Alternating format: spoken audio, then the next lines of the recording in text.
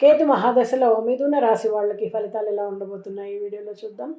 జ్యోతిష్ శాస్త్రంలో ప్రతి వ్యక్తి కూడా జీవితాన్ని గణనీయంగా ప్రభావితం చేసేది గ్రహ దశలు.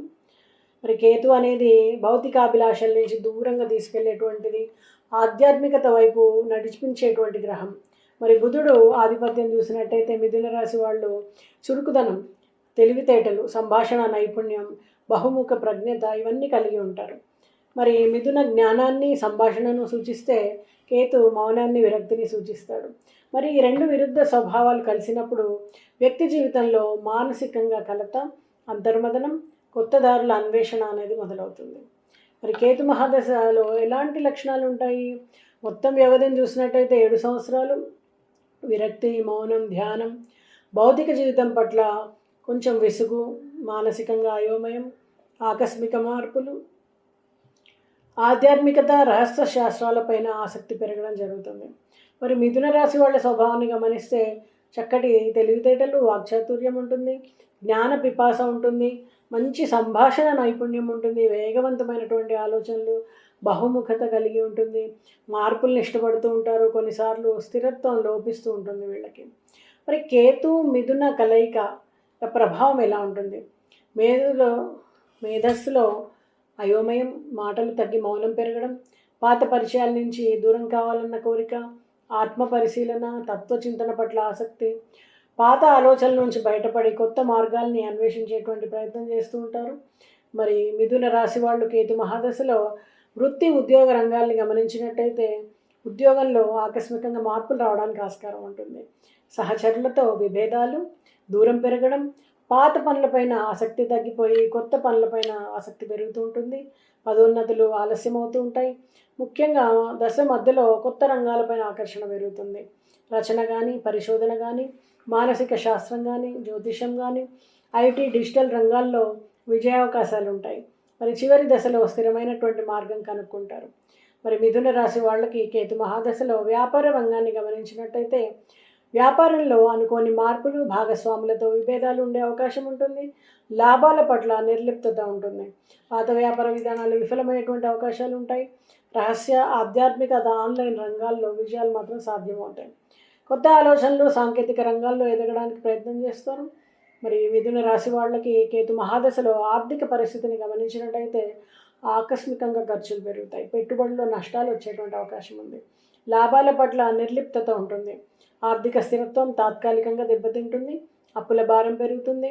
మరి దశ చివరిలో ఆధ్యాత్మిక దృష్టితో ధన వ్యవహారాల్ని సమతుల్యం చేసుకుంటారు.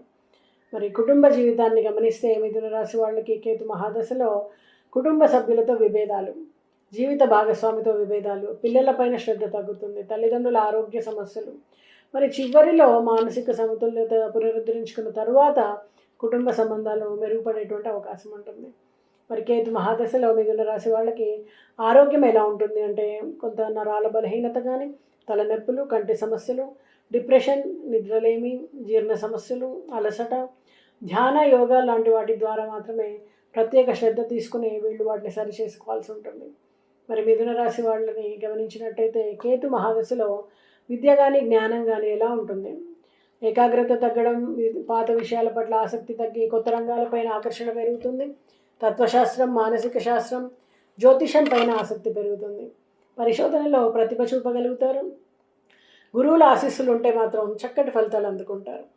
మరి కేతు మహాదశలో మిథున రాశి వాళ్ళకి సామాజిక సంబంధాలు ఎలా ఉంటాయి? స్నేహితులతో, సన్నిహితులతో దూరం పెరుగుతుంది. సామాజికంగా ఒంటరితనాన్ని అనుభవిస్తారు. కొత్త పరిచయాల పట్ల ఆసక్తి తగ్గుతుంది.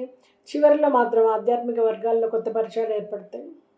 కేతు మహాదశలో మిథున రాశి వాళ్ళకి ఆధ్యాత్మికత ఎలా ఉంటుంది అంటే ఈ దశలో ప్రధానంగా ప్రభావితం అయ్యే రంగం ఏది అంటే ఆధ్యాత్మికతే. మౌనం కానీ, ధ్యానం కానీ, ఆత్మ పరిశీలన పట్ల కానీ ఆకర్షణ పెరుగుతుంది. భౌతిక జీవితం పట్ల విసుగు ఏర్పడుతుంది. సన్యాస ధోరణి అనేది పెరుగుతుంది. ఆధ్యాత్మిక గురువుల ద్వారా ఆశీర్వాదం వలన వీళ్ళకి చక్కటి మనశ్శాంతి లభిస్తుంది. మరి కేతు మహాదశలో మిథున రాశి వాళ్ళకి వివిధ అంతర్దశలలో ప్రభావం ఎలా ఉంటుంది? కేతు మహాదశలో కేతు అంతర్దశ ఒంటరితనం కానీ, ఆధ్యాత్మిక జిజ్ఞాస కానీ పెరగడం. అలాగే కేతు మహాదశలో బుధ అంతర్దశ అయోమయమైనటువంటి స్థితిని, కొత్త ఆలోచనలు ఇస్తుంది. కేతు మహాదశలో శుక్ర అంతర్దశ సంబంధ సమస్యలు కానీ, కళారంగాల్లో ప్రతిభని కానీ ఇస్తుంది. కేతు మహాదశలో సూర్య అంతర్దశ అధికార సమస్యలను ఇస్తుంది.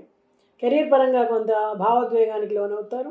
కేతు మహాదశలో చంద్రుడు అంతర్దశ భావోద్వేగ అస్థిరతనిస్తుంది. కేతు మహాదశలో కుజ అంతర్దశ తొందరపాటు నిర్ణయాలు, ప్రమాదాల్ని సూచిస్తుంది.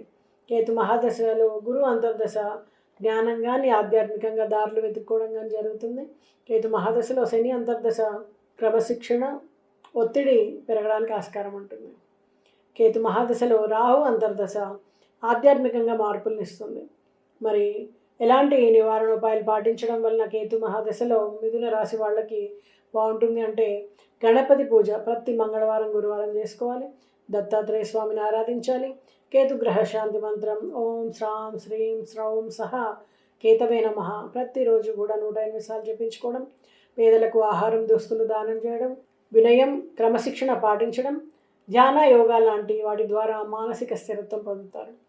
మరి కేతు మహాదశలో మిథున రాశి వాళ్ళకి దశ మొదట కొంత అయోమయం ఉన్నప్పటికీ విసుగు ఒత్తిడి కలిగించిన తర్వాత ఆధ్యాత్మికత, కొత్త దారులు, కొత్త ఆలోచనలను అందిస్తుంది.